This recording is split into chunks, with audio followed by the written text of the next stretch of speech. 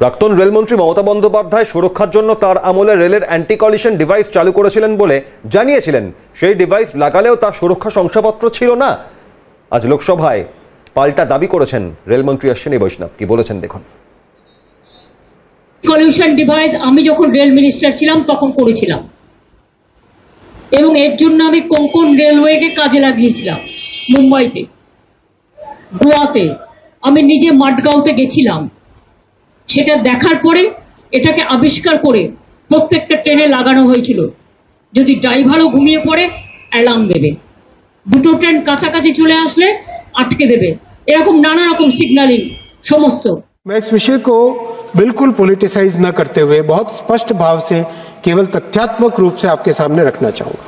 Trains का protection जो होता है सेफ्टी का, उसको टेक्नोलॉजी को कहते हैं ATP, automatic train protection. Unfortunately 58 साल के कार्यकाल में भी कांग्रेस के ये टेक्नोलॉजी 2014 तक भारत के एक भी किलोमीटर रेलवे नेटवर्क पे नहीं लग पाए। जब एंटी कोलिजन डिवाइसेस लाए गए 2006 में, करीब 1,500 किलोमीटर लंबे ट्रैक्स पे लगाए गए। किसी भी सेफ्टी सिस्टम का प्राइमरी पॉइंट होता है SIL certification, safety integrity level का certification. Unfortunately anti collision devices का कोई सेफ्टी सर्टिफिकेशन था ही नहीं, और लगाने के बाद में करीब 7 साल तक उसको सुधारने की कोशिश की गई, लेकिन 2012 में उसको फेल घोषित करके उसको अबैंडन कर दिया गया।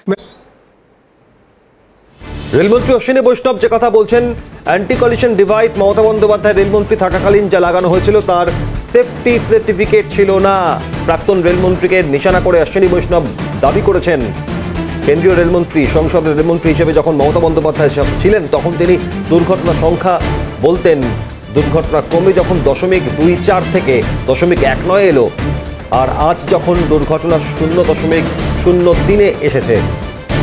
অ্যান্টি কলিশন ডিভাইস নিয়ে তৃণমূলের দাবি উড়িয়ে রেলমন্ত্রী অশ্বিনী বৈষ্ণবের মন্তব্য, 1 কিলোমিটারও অটোমেটিক ট্রেন প্রোটেকশন ছিল না, অ্যান্টি কলিশন ডিভাইসের সুরক্ষা শংসাপত্র ছিল না।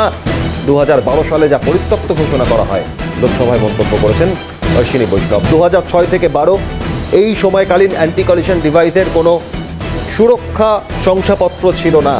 তারপর 2012-র পর নতুন করে সুরক্ষা নিয়ে আলাদা বিষয়ে পদক্ষেপ করা হয়। এই মুহূর্তে আমাদের সঙ্গে প্রাক্তন রাজ্যসভার সাংসদ ডক্টর শান্তনু সেন রয়েছেন। স্বাগত CNN। রেলমন্ত্রী অশ্বিনী বৈষ্ণব দাবি করছেন মমতা বন্দ্যোপাধ্যায় রেলমন্ত্রী থাকাকালীন বা সেই সময়কালীন UPA 1, UPA 2 anti collision device আনা হয়েছিল 2006, যা 2012 সালে পরিত্যক্ত ঘোষণা করা হয়েছিল।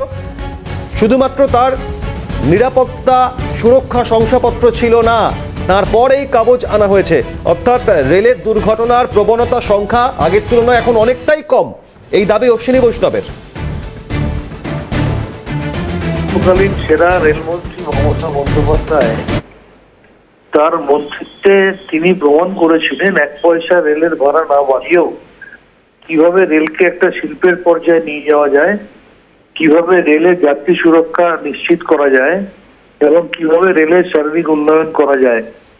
আর আজকে এই মুহূর্তে ভারতবর্ষের সর্বকালের ব্যর্থতম রেলমন্ত্রী, যার আমলে প্রায় প্রত্যেক দিন কোথাও না কোথাও রেল দুর্ঘটনা ঘটছে, শতাধিক মানুষ প্রাণ হারাচ্ছে, রেলের পরিষেবা রসাতলে গেছে, রেলের টিকিটের ভাড়া বেড়ে গেছে, প্ল্যাটফর্ম টিকিটের দাম বেড়ে গেছে, সিনিয়র সিটিজেন কনসেশন উঠে গেছে, অন্যদিকে রেলের যাত্রী সুরক্ষার রসাতলে গেছে।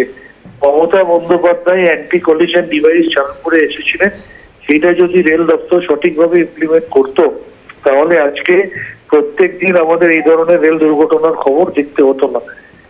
রেলমন্ত্রীর উচিত অবিলম্বে দায়িত্ব কাঁধে নিয়ে পদত্যাগ করা এবং নরেন্দ্র মোদী সরকারের উচিত কি করে রেল দপ্তর চালাতে হয় সেটা মমতা ব্যানার্জির কাছে এসে ক্লাস নেওয়া। সুরেশ প্রভু, নীতিশ কুমার, লাল বাহাদুর শাস্ত্রী, এমনকি মমতা বন্দ্যোপাধ্যায় রেল দুর্ঘটনার পর ইস্তফা দিয়েছেন বা মমতা বন্দ্যোপাধ্যায় দিতে চেয়েছিলেন, অটল বিহারী বাজপেয়ী গ্রহণ করেননি। অশ্বিনী বৈষ্ণবের কি এই পথেই হাঁটা উচিত? যোগাযোগ বিচ্ছিন্ন করেছেন তৃণমূল নেতা শান্তনু সেন আমাদের সঙ্গে ছিলেন। আপনাদের জানাই যে